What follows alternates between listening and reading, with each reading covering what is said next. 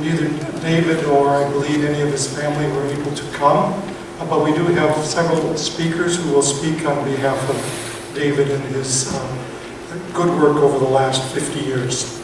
Our first presentation will be by Ron Seaman. He is a board member of the Natural Resource Foundation of Wisconsin, I think also one of the founders of that organization, and has done many other things, but I'll keep it short for sake of time. The second speaker for David Ladd was scheduled to be Jim McCauley, who is representing the Wisconsin Conservation Congress and is an Iowa County conservationist.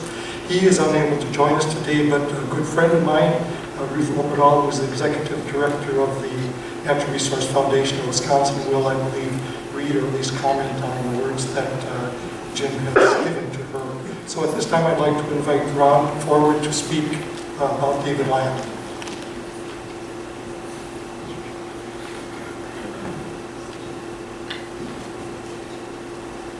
Thank you, Joe. And I just promised Joe that I would have all of you to lunch or dinner tonight at between 3 and 4 o'clock. So I'm going to keep my remarks relatively brief. And I know that you're not hungry, but we'll get to it though eventually. I just want to say greetings to all of you on this very special day for a number of reasons. And as you think about it, this is kind of a hot day. We've got a big boxing match going on tonight, and we've got a Kentucky Derby, and we have opening fishing season today. And in Dave Ladd's honor, I had to put a line in the water this morning at 7 o'clock, but I didn't find anything at all. Nothing jumped on my hook. But it was nonetheless fun, and it was fun thinking about Dave and what he would have done on a day like today as well. Well, as I said, greetings on this special day, and this special greetings to the family and friends and to our honorees here, and it's so hard to even begin to follow in the footsteps of what you have done, and we're going to try to show that Dave is also a part of this and has been influential in our conservation life. It's fun to be with I shouldn't say old colleagues, some of you would maybe hold that against me, but Peter Pescic, and of course I worked for George Meyer, an honor to do that. But it's fun to be with all of the people that I've worked with over the years. Going way back to, as I'm thinking about it, going way back to 1975 or 72, I think Peter Pescic and I kind of worked in the Justice Department together for a little while, and he taught me a lot of the ropes that were necessary to sustain myself in government. As Joe said, I'm Ron Seaman, one of the founders and past chairs of the Natural Resources Foundation, and also past Deputy Secretary of the Department of Natural Resources. And on behalf of the Natural Resources Foundation Board, our Executive Director, Ruth Lopedal, who's sitting down over here and who will have a very brief letter to read in just a few minutes. Our board and staff members, Bruce Brown is here. Many of you know Bruce, former Deputy Secretary and Chairman for a number of terms of the Natural Resources Foundation. And I mentioned George Meyer, who was on our board for a while and was being eaten up by the time commitments and couldn't stay on, but still his heart is with us. And also we're happy to have Chris Thomas with us too. And everybody here I think knows Chris, but she was on our board for a while. Well, thank you all for being here. And on behalf of all of us, we're pleased to support and recognize the induction of Dave Ladd into the Wisconsin Conservation Hall of Fame. I first met Dave a little over 30 years ago when I chaired the DNR's license feed team. And I don't know if you know how this works, but a lot of people think that the DNR just comes up with some ideas for hunting and fishing and sports licenses, and everybody buys into those. But one of the part of the processes that goes with that is to sit and negotiate with the Conservation Congress. And I found myself doing that a number of years ago, 30 years ago or so, with Dave Ladd sitting opposite me, down at the long end of the table, kind of staring at me and thinking, what are you guys going to come up with now that we've got to challenge you to? And it was a delight to do that, to work with Dave and his committee. And in that stead, I found that Dave's commitment and strong dedication and interest to Wisconsin's many conservation resource blessings were outstanding, and I think all of you have learned that or know that if you know Dave at all. In In 1986, the DNR decided to sponsor the creation of a Natural Resources Foundation as a vehicle for attracting much-needed alternative funding. And as we look at our budget today, thing that's going on right now in the legislature, I guess all of us have to be thinking about alternative funding to some extent. As I mentioned earlier, I had the privilege of being one of the co-founders and in looking for quality board members to direct our foundation's growth and work, which has, by this time, I would say, been very substantial and due in large part to Ruth Abidal and others, and Bruce and others. We asked Dave's name surfaced immediately when we were putting this thing together with this Natural Resources Foundation. He was asked to serve and he quickly agreed. In the following 23-year period or so, Dave has served in the capacity of NRF board member, obviously member, all that while. He was advisor. We picked his brains as a consultant for us. How do we grow? How do we turn this small fledgling foundation into something that's going to be meaningful? Dave was instrumental in guiding the Small Match Grants Committee, also known as the Bizadny Committee, named after Buzz Bizadny, who many of you know, I know here, and is also part of the Wisconsin Hall of Fame. This was one of the foundation's pivotal programs, this Small Match Grant Program, where we have to date, I think, given out more than 500 grants to virtually every county in Wisconsin, excuse me, and to a total of more than $500,000. The total money that's turned over by us already has been in the $50 to $60 million category. Much of it, $5 million, has gone to the DNR alone. So we're very pleased with the work that Dave has guided us through. And if we asked him, how does he think about the foundation, he would say, well, I wasn't just on that Bizadny committee. I also helped you with state natural area programs, reintroduction of trumpeter swans, reintroduction of whooping cranes, educational field trips that have become so much a part of the foundation. Many of you know Dave through a successful woodcrafting manufacturing company recognized for its management leadership in Wisconsin and, of course, nationally. And this was alluded to before. He was the Small Businessman of the Year in Wisconsin and ranked third in the entire nation as a small businessman. He was recognized as the Business Person of the Year in 2006, was awarded the DNR's John Brogan Environmental Award for his company's commitment to environmental protection and improvement. Dave helped found the Wisconsin Woodland Owners Association, which we talked about just a few minutes ago, and was a champion of urban forest and tree city initiatives, still going active today. In addition to the foregoing, Dave's conservation contributions are extensive. Many of them have been, will be mentioned by others, and many of them have been already listed as part of the legislative enactments that were read to us earlier. But here's a partial list of the things that we summarize when we think of Dave. He served on the Conservation Congress for 40 years. He chaired the Congress's Turkey, Big Game, Legislative, Habitat, Farmland, and Deer 2000 Committee. Some of you worked with him on some of those, I know you did. He co-chaired the Governor's Stewardship Advisory Council. Dave holds a lifetime membership in Pheasants Forever and was a founding member of the Southwest Trout Unlimited chapter. In 1999, he was awarded the DNR's Law Enforcement Certificate of Appreciation, and in 2000 was awarded the Milwaukee Journal Conservation Hall of Fame Award. In 2003, he was awarded the Wisconsin Wildlife Federation's Conservationist of the Year and the Trout Unlimited Award of Merit. In 2006, Dave received the Gathering Waters Lifetime Conservation Award, and then finally in 2011 was awarded the Natural Resources Foundation Award as the Outstanding Conservationist. Well, as you look at that, that's quite a summary of accomplishments. In addition to that list of achievements and recognitions, Dave found time to care for his 700 acres, conservancy acres in Iowa County and valuable prairie and wetlands. Some of you have even visited, I know have visited those areas, and they mean a lot to Dave and to the people that have seen them.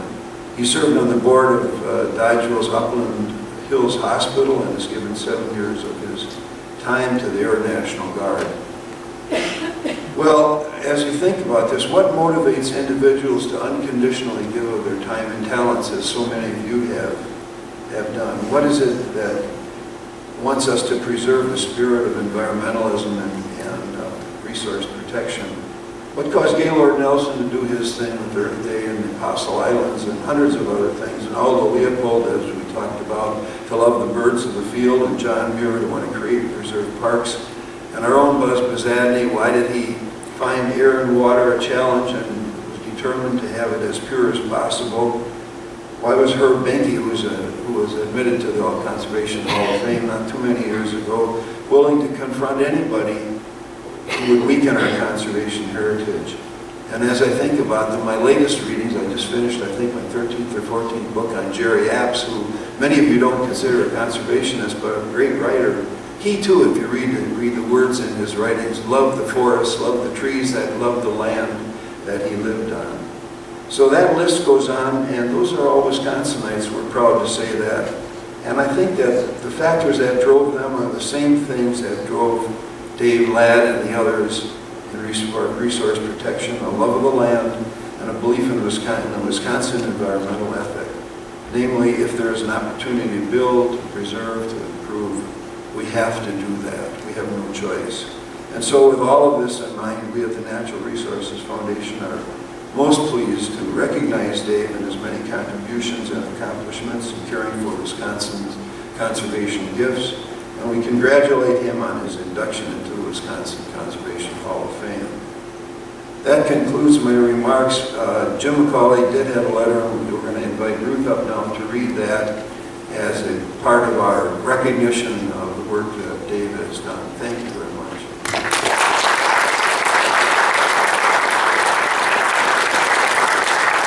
One of the best afternoons of my life was driving around in Iowa County with Dave Ladd. He actually took me down to Walnut Hollow, where the first walnut trees were harvested to make the plaques that you would see that were used for lots of different purposes. And we ended up at the Iowa County Prairie Restoration Project. It's the only county park in Iowa County, and it's been a labor of love for Dave. And so I just wanted, before I read the letter from Jim McCauley, I just wanted to let you all know, if you're a good friend of Dave, he wrote a book. It's about his life, and who else but a Norwegian would entitle a book, Ufta, what a ride. So I have a few of these here with me. If you knew Dave and would like a copy of it, he signed them to pass them on, and the family has asked me to share these with you. So just find me out in the lobby. I've been asked by Jim McCauley, who's the Iowa County Conservationist and also Iowa County Delegate to the Conservation Congress, to share his thoughts for Dave Ladd. My comments will be brief, as Dave Ladd's resume speaks for itself. Dave's professional and public involvements have always been based on natural resource promotion and improvement. But what doesn't show up in the impressive list of Dave's accomplishments is his true commitment in helping people become better citizens and better conservationists. Whether it's through the Children's Hunter Safety Program or helping his hometown to become a tree city, Dave was always willing not only to help, but to lead in those efforts. And all you have to do is sit in the Culvers and drink coffee with him, and he knows everybody who comes in. So Dodgeville, if you're going south on 151, just west of Dodgeville, make sure to stop at the beautiful prairie he worked on. Jim goes on to say, I think what impressed me most about Dave was no matter how busy he was in his business and family, he was also willing to help new landowners, to help them see the potential of conservation on their property. He was willing to help them develop a long-range plan for their property. These ideas that Dave gave so generously shared were based on his knowledge and practical application of a lifetime of his own experiences. I've seen Dave take his time to help dozens of young landowners develop their dreams. The reason I know this so well is because I was one of them. Yes, even though I'm a farmer and professionally the county conservationist, I learned so much from Dave on our own family farm. Whether it be the establishment of hardwood tree plantings, wetland scrapes, or prairie plantings.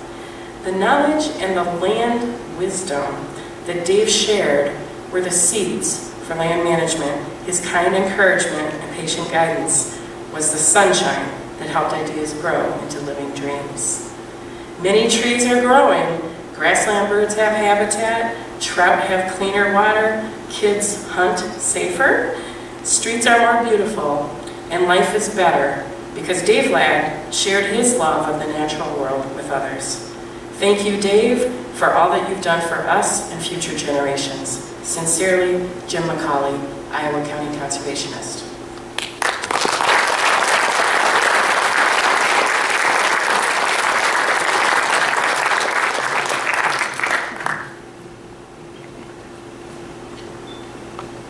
Thank our presenters for their kind words about David Ladd. As they were speaking, I realized I'm doubly sorry that David did not come. One, I would like to have met him because of all of the great things that he did, and like you, I think I share many of his sentiments about conservation and nature. But more importantly, I thought maybe I could twist his arm a little bit about providing a shipload of walnut for us to use in our plaques in future years. So, Ron, I'll let you carry that message back to Dave sometime. Okay, enough on humor. Let's unveil the plaque for David Ladd.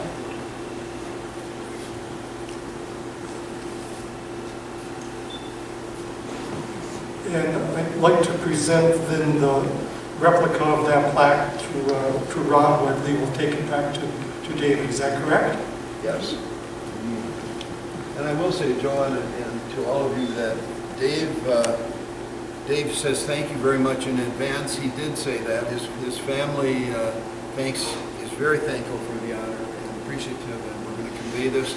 We're planning on having our own celebration in Dodgeville, or that area, and we will be inviting others to duplicate just a little bit of some of this, but on a lower level. So thank you very much on behalf of Dave Ladd and his family, and I'm sure that you will cherish this, and his family will cherish this. Thank you.